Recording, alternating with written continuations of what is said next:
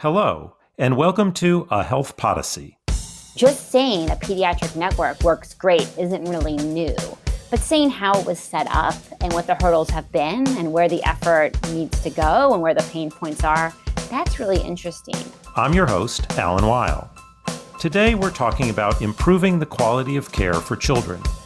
How do you take a good idea, like screening children, to see if they're on a healthy developmental trajectory, and get that good idea adopted by thousands of small, separate pediatric practices spread across a state or the entire country? The answer is collaboration and leadership, pulling together individual clinicians, health systems, payers, and government agencies to figure out how to make lasting change. I'll be talking with Rebecca Gale, a journalist and author based in the Washington, D.C. area, who wrote an article in the October 2020 issue of Health Affairs for our Leading to Health series. That series focuses on transforming health systems and is published with support from the Robert Wood Johnson Foundation. Rebecca profiled VCHIP, the Vermont Child Health Improvement Program, and explains how their approach has spread around the country. Rebecca, welcome to the program. Thanks so much for having me. Your article tells the story of VCHIP, the Vermont Children's Health Improvement Program. Tell us a little bit about VCHIP. What has it accomplished? Well, VCHIP is an example of innovation at a state level where they're trying to improve outcome for children's health. And the thing about children's health, which is really interesting, is that when you dedicate resources and you dedicate some sort of organizational effort, you can really make a significant difference that can be realized for many years. The problem, of course, is that these cost savings and these results aren't seen right away. So you get sort of a long-term mega effect, but short-term, not very much. So these state-centered approaches for improving child healthcare often need to have a big leap of faith from the state to be invested in. And Vermont, for a variety of reasons, has that. You know, in the article I wrote, I talked a lot about why Vermont was a unique case. Some of it is the size. Some of it is, the population centers aren't as diverse as other states. What's happened is they have this centralized medical school, and through the medical school, they run the VCHIP program, and it's been around for about 20 years, so they can really show results. Because as we've seen with a lot of these major healthcare programs, showing results is a struggle. Even when the experts on these programs know that they're working, they still don't necessarily have the ability to show it to like a journalist like myself who wants to write about it. But VCHIP does. VCHIP's been able to really document the changes they've made. And there are, a lot been written about this in public health. I don't really delve into this in my story, but it's been written before about things that happen in children's healthcare, such as immunization, such as well visits, that you see significant positive healthcare savings down the line. This is a quality improvement collaborative. It's voluntary. The organization itself is pretty modest in size, right? So the program, that's a great question. The program essentially connects all the pediatricians and the family practitioners who see children within the state, and they then sort of connect on their metrics. They sort of come up with goals that they want them to achieve, which are things like more well visits, better immunization rates, better compliance for national guidelines for chronic conditions such as asthma. And you see asthma a lot in a lot of pediatric care programs because well-treated asthma translates into major savings from emergency department visits. So that is often a repeat there. So they connect with all these pediatricians and they have these programs. They offer services like these audits of pediatric records. So they can see if these offices are saying, oh, we're doing all our immunization rates. Oh, we're screening for adolescent depression. Well, they can say, we looked at your records and you are doing what you say, or you aren't doing what you think you're doing as well. And they'll give them metrics to improve upon. And then by creating this network within the state, they're able to disseminate information more quickly, which of course was a huge help when COVID-19 started. And all of a sudden in Vermont, all the pediatricians were connected. They thought it was a major cost saver and time saver for pediatricians not trying to call the Department of Health and overwhelming them, but by having these, I think they had thrice weekly calls. So they've essentially created a network. It's a voluntary network, and these pediatric practices receive these services in return. And They also can take on projects from payers or providers in the sense that like a hospital or an insurance company that wants to see an outcome, they can go through VCHIP to implement these programs and projects. And you're seeing this again with things like asthma. You're seeing it with immunizations. Again, these are the big ones that keep coming on. And because they were able to really connect these providers and keep them on the same page, they're able to show success in these metrics, which is a very big deal in healthcare right now. You describe a situation where it takes a lot of time to see improvement. It takes a lot of time to build networks. With children, as you noted, it takes time to show results. How are the stakeholders in this situation patient enough to stick with these efforts in a world where people want results right away? Yes, it's run out of the Department of Health. It is very modest and very nimble. That's also probably why it is able to be successful. Like the woman, Judy Shaw, who I interviewed, has been there, I think, for 2 decades, for quite a long time, if not since its inception, then right after. So they have this continuity of care and these programs that have been around for a long time. That's part of it too. I spoke with some of these people who've been involved speaking to pediatric practices. They've been doing this for 15 years. That's a long time, especially in the healthcare, which can be a volatile field in terms of turnover and changing. And especially when you have a state-centered program. So that's part of VCHIP's success. And then once the program can show success, it's much easier to be able to then expand your network to include everybody in the state, all the corners, the rural corners, the people who maybe were skeptical. I think Barbara Frankowski, one of the women I interviewed, told me a story of a provider who didn't want to be part of a network, who's since retired. So you have these new pediatric providers coming in who are more open to this. And they really see these groups as being able to share information in really practical ways. And they have more investment and trust into it. And you're seeing a generational shift, again, with the importance of metrics. It's one thing to say you think a program's working or you think your pediatric office is providing good care. It's another to have, quantifiable metrics that you're using. You can show your immunization rates, you can show your screening rates. And when you do that, when you show whether you're trying to improve an existing rate or you're trying to just maintain a very strong one, that's really powerful information. And VCHIP has found that the pediatric providers appreciate this. You've mentioned Judy Shaw. Your article opens with a story of her working with stakeholders in Alabama, a state very different from Vermont. And you've just described some of the conditions in Vermont that make VCHIP successful. What did Judy learn and what did you learn from her attempts to translate the success they had in Vermont to a similar effort in Alabama? That is a great question. So there's sort of 2 parts to that piece of it. The results piece, again, is more of a leap of faith. And Judy Shaw told me that part of this is insurance companies don't pay a lot of attention to children's health for that exact reason. It's not as expensive as adult health. If you can, tackle adult diabetes, that's much different than giving children, flu shots, for instance. So they've had to play the long game to sort of show any sort of savings, and they were willing to do that.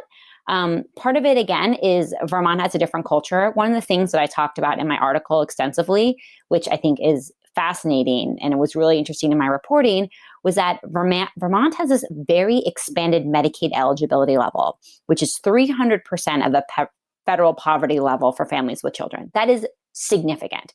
So that means they have nearly all the children in their state are covered by either state public insurance or private insurance. So all of their pediatricians take public insurance. It's not something you see everywhere, particularly in affluent communities where a lot of people have private coverage, and then the pediatricians want to go to families they consider more profitable or desirable. Certainly not all of them, but that's an issue. Not all doctors take Medicaid. But in Vermont, it's a very different culture from the beginning. If you're going to be a physician in Vermont and see patients, you are going to have to take Medicaid. And if you are a family in Vermont, 300% of the poverty level, your children will likely have decent coverage that pediatricians can take. So already there's a shift in state culture as to what the state is going to provide in terms of healthcare. But larger than that is that the network has grown because of just, boots on the ground. These doctors went door to door, not door to door, practice to practice. They would come, they would bring lunch, they would visit, they'd find a time, and they spoke about how they weren't just going to speak to one doctor. They wanted to speak to the whole practice. They were very aware that things such as adolescent screening for depression, which was another big project VCHIP did, they had to have the whole office on board. One of the major things for adolescent depression screening is that adolescents need to do this away from their parents. They can't have their parents that fill out the form with the adolescent there. They're not going to necessarily get these truthful answers. So how could they set up a chance for the doctor to talk to the adolescent or screen the adolescent without the parents present, without sort of creating this conflict? So these sorts of things, this way that they're willing to travel up and down the state. And again, they did say having a small state makes that easier. They can drive up and back in a day. For a different health affairs story on the same leading to health series, we looked at Delaware, who was trying to basically create a similar network. They had slightly different goals, but they were in the process of creating this network, and it was taking them a long time. I mean, these are people with busy schedules on both sides, the people who are going to do the visit and the pediatricians who are waiting to have the visitors. It was hard to schedule. It was hard to meet with them. And then when you had, the 40-minute lunch break and you brought in your sandwiches, you had to be as quick as possible. And of course, things are paused now and people aren't doing in-person visits the way they were, and we're not sure when that's going to come back. But again, you have to take that time. You have to go around, and you need to be working in an organization or a hospital or a health system that wants to give you that time and support, with the idea being that you'll see these results much further down the line. I gather it's not really taking Vermont's approach to Alabama. It's taking some of the concepts and structures. It's not saying, oh, we're just going to ship this solution from New England down to the South. It was interesting when I talked to Judy Shaw about it, because this was her example of how programs like VCHIPs can work other places. And there is a network that VCHIP is part of to basically try and do this exact thing that Shaw did. You go other places and you speak about the success of VCHIP. And Alabama, as you know, culturally very different than Vermont, very different population, very different health challenges. But they found a willing partner at the hospital center they also had the state insurer there. And because Vermont had results that the state thought would be, that people from Alabama thought would also be very helpful there, they were willing to give it a try. And when I spoke with Kason Benton from Alabama, she was very enthusiastic as the progress they've made. Again, this is new for Alabama. They're not going to have the results VCHIP had just yet, but you're seeing more of an interest from states into investing in children's health, even if it doesn't show immediate economic returns, because they know it's a longer term method. And you also, when the state insurance has a prominent role to play, which I believe in Alabama is also there, there's more of a willingness to be part of it, because if the state is the insurer, they want to keep kids going to well visits and out of the emergency room. There's an economic incentive there. It's not necessarily as large as adult health. And that is probably something that we'll continue to see for almost every aspect of healthcare, but it's still significant savings. And if you have a state government that wants to invest in children's health, programs like this are a really good way to start. And they last for a long time. Once those relationships are in place, once you have an organization, whether it's HIA in Alabama or VCHIP in Vermont, the pediatric providers, if they have faith in these organizations, that's a relationship that'll be very valuable. I think people with VCHIP are available to offer guidance for that exact reason. So I know when HIA in Alabama was being set up, they relied on VCHIP for some help, because these are hard organizations to build from scratch. You see that in any public policy initiative, that it's one thing to continue a system that's already running, and it's very different to start something new. And it's helpful to have an idea of the cost and the time and best practices, and this network that VCHIP is part of can help do that. We're going to go to a quick break. Before hitting the floors of Congress, health policy begins in the pages of Health Affairs. Stay up to date with the latest research and insights by subscribing to the leading peer-reviewed health policy journal today. As a nonpartisan forum, Health Affairs addresses today's leading issues in healthcare. Look at the articles from our October issue. Janet Curry explains why the U.S. underinvests in child health, while Dolores Acevedo Garcia explores community-level health equity opportunity gaps. By subscribing, not only do you have access to more than 30 years of Health Affairs back catalog, but also access to ahead of print articles. Subscribe by visiting our website at www.healthaffairs.org. Health Affairs may be the leading health policy journal, but did you know we also send a daily newsletter? Sign up for Health Affairs today to catch our daily roundup of news, analysis, and commentary. Topics range from designing value-based payment systems to the latest on COVID-19. And it's free. Head to www.healthaffairs.org and click Newsletter Sign Up in the menu to join the premier health policy community. Welcome back. I want to talk a little bit about your part in this story. You've written for the Washington Post. You've written for the New York Times. You've written a novel. What drew you to a story like this? Well, I've written for Health Affairs several times, and the Leading to Health series, again, has been one that I've really enjoyed because it takes a chance, it gives me a chance to do a deep dive into a healthcare system. And by putting it out to Health Affairs audience, which again are people who tend to follow these either changes or trends in public health with a great interest, it can be really effective. You can sort of show a program that's working, what their hurdles have been, why it works, why the directors think it works. And then people who read this can then get an idea this might be something for them. I mean, I hope an organization, a state who reads this article thinks, we're trying to do something similar. I should call VCHIP and ask them. I should reach out to them because it's not always very clear what other organizations are doing. And it's also not very clear what's working and what's not. I will say, I knew that the Leading to Health series was looking for more stories about children's health, and I was doing some research on children's health. I was impressed by Vermont's very high rates of immunization and insurance coverage. And I, of course, had to pause and say, why is that? I mean, whenever you see an outlier in anything for healthcare, whether it's up or down, you sort of have to wonder what makes it there.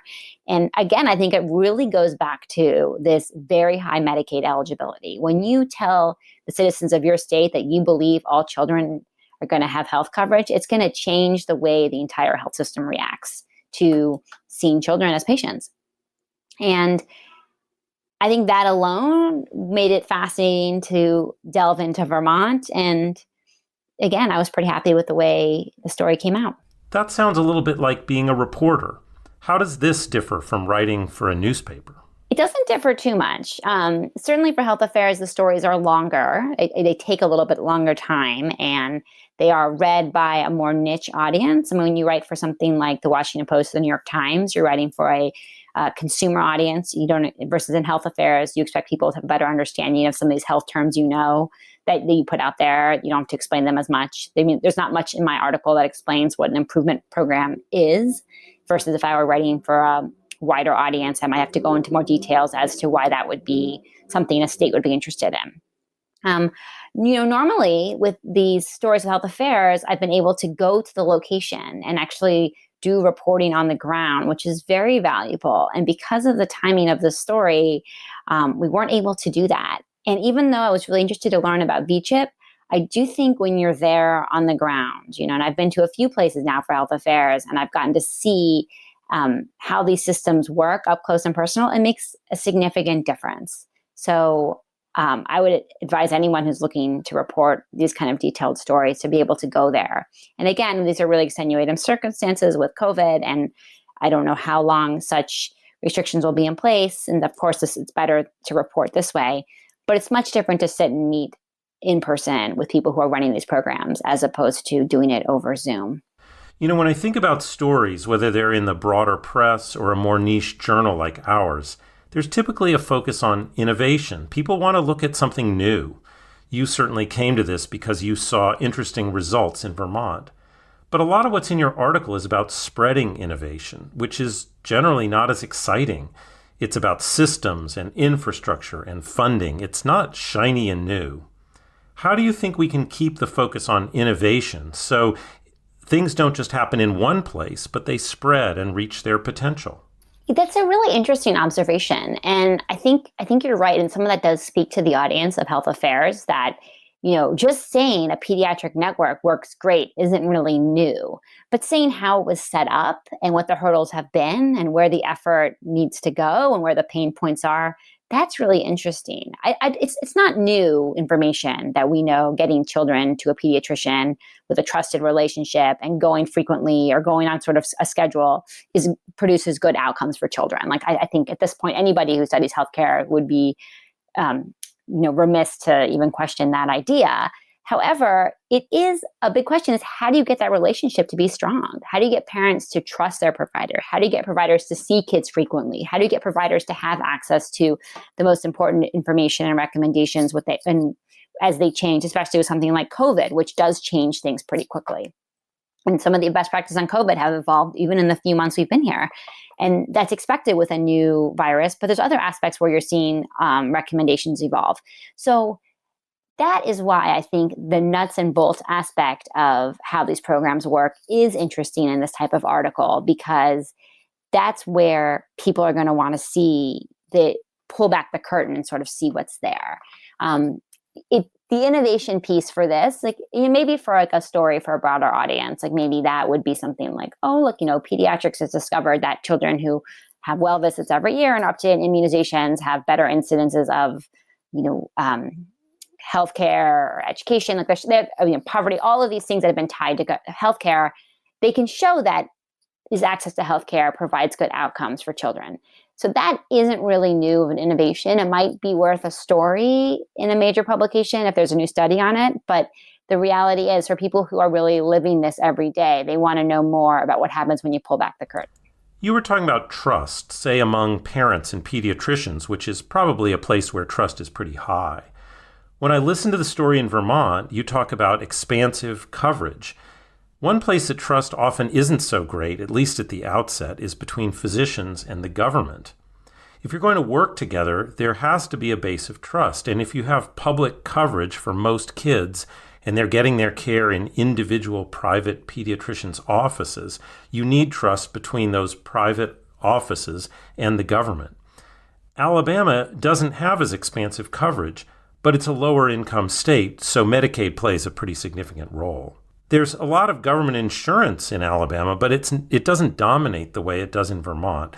Did you see anything about government and trust between the pediatric community and government that's a lesson from Vermont that could be translated to Alabama or other places?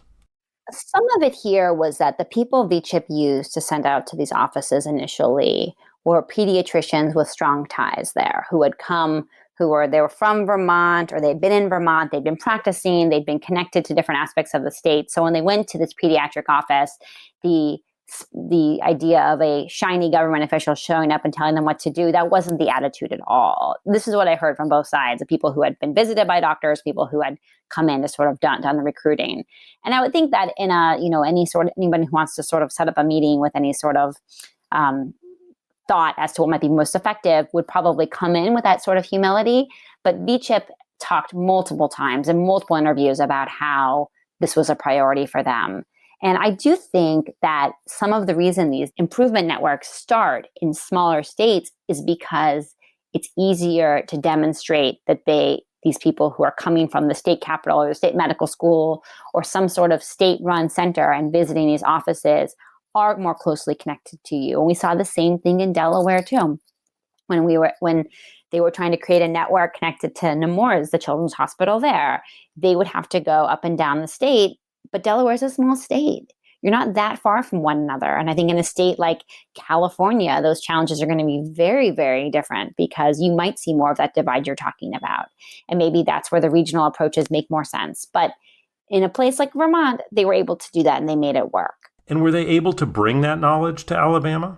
That is a good question. HE is only a few years old, so I am not sure how well they've done in terms of meeting their goals. It's quite possible that they are very happy with where things are. And I'm not sure how much the state necessarily, like from the governor's office, is connected to their efforts. That would be a very different story, possibly worth looking at, sort of as a comparison in terms of how a new improvement partnership will get off the ground. But the fact that they're doing this, the fact that they're sort of trying to make a push for metrics in pediatrics and show these results could be improved in different parts of the state, that itself is commendable. And again, even though the savings connected to better children's health wind up being long-term, they're still there. So the work they do now will pay off later. It just might not pay off in this particular moment in time where people like to see the results reported right away. What policy implications stood out to you from reporting this story? The biggest policy from this story that stood out that I did not spend a lot of time addressing, but I thought it was very telling was, again, the percentage of children covered by state Medicaid, and therefore this very high insured population for Vermont for children.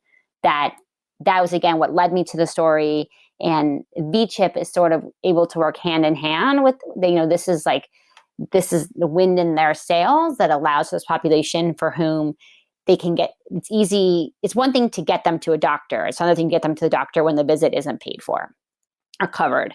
And that changes the entire lens in which you can view children's health. So that's one aspect. However, this story wasn't about children's insurance. It was about an improvement partnership you could do that you, like a state could take on.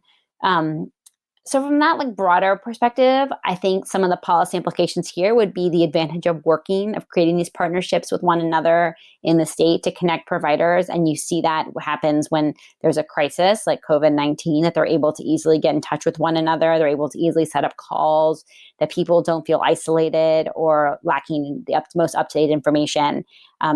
I have heard of other places where that's not been the case, and it's been really frustrating for offices, especially as, again, the best practices and recommendations have changed very quickly. But in general, Vermont felt, when I did the reporting of this article, Vermont felt they were in a very strong position because they were able to communicate very actively with all the pediatric providers in their state at the drop of a hat. What do you think makes a recipe for success? Why did Vermont feel they had a good foundation for this? A key piece here is a strong state medical school. I don't think they could do this without the University of Vermont Medical School. I don't think they would pretend to even say that. I think that the strong state medical school producing a strong crop of doctors, and they can have these doctors lead these projects through VCHIP. They're able to, there's some aspect of these, there's physicians who are on salary through the medical school can take on a VCHIP project as part of their salaried work. That's pretty significant. And Judy Shaw talks about how she was able to use the Medicaid administrative match so that when they did have a program and they wanted physicians to attend, they could be reimbursed for their time, because physicians are often fee for service. And so they need to be paid if they're spending their time doing something that isn't billable typically. So those aspects, I wouldn't necessarily call them policy changes, but these were two really important pieces that sort of serve as the undercurrent for better practices that lead to better outcomes. The better outcomes are there, and the better practices they've been able to do. But the key ingredients, as we've talked about, whether it's the insurance rate, the medical school, or the trust, those are harder to, certainly the medical school and the trust are harder to measure. The insurance rate's a bit easier. But those would be some of the policy things that I think will drive programs like this forward. Well, that's a good place to wrap up. What a great and important story. Rebecca, thanks so much for coming on the program. Of course. Well, thank you so much for setting this up and for taking the time to focus on programs like this. I always enjoy being able to talk about it or write about it. So thanks again.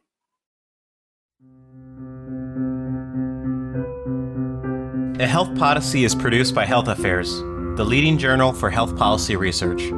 Jeff Byers produces the show under the direction of Patty Sweet. Brian Dobbs edits the show.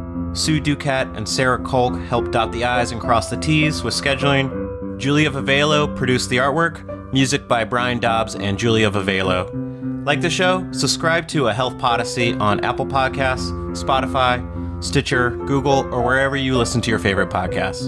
And please leave us a review. It helps others find the show. Thanks for listening, and have a great morning, day, or evening.